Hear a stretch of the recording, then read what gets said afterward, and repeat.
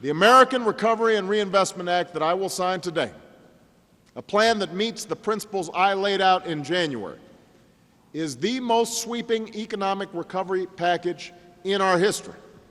It's the product of broad consultation and the recipient of broad support from business leaders, unions, public interest groups, from the Chamber of Commerce and the National Association of Manufacturers, as well as the AFL-CIO, from Democrats and Republicans, mayors, as well as governors.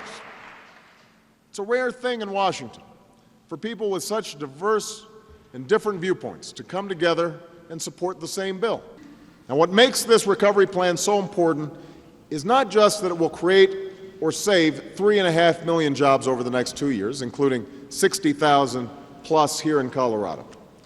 It's that we're putting Americans to work doing the work that America needs done, work that will bring real and lasting change for generations to come.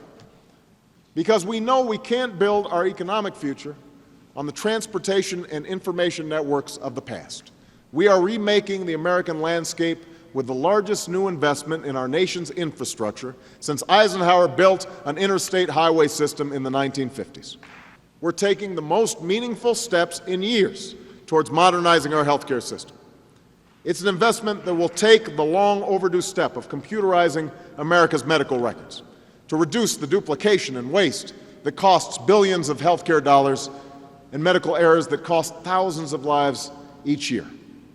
Further, thanks to the actions we've taken, 7 million Americans who lost their health care along the way will continue to get the coverage they need, and roughly 20 million more Americans can breathe a little easier knowing that their health care won't be cut due to a state budget shortfall.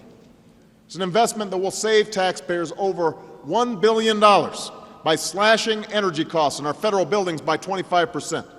Save working families hundreds of dollars a year on their energy bills by weatherizing over 1 million homes.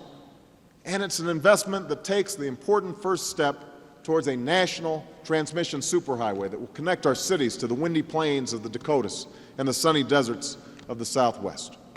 As important as the step we take today is, this legislation represents only the first part of the broad strategy we need to address our economic crisis. In the coming days and weeks, I'll be launching other aspects of the plan.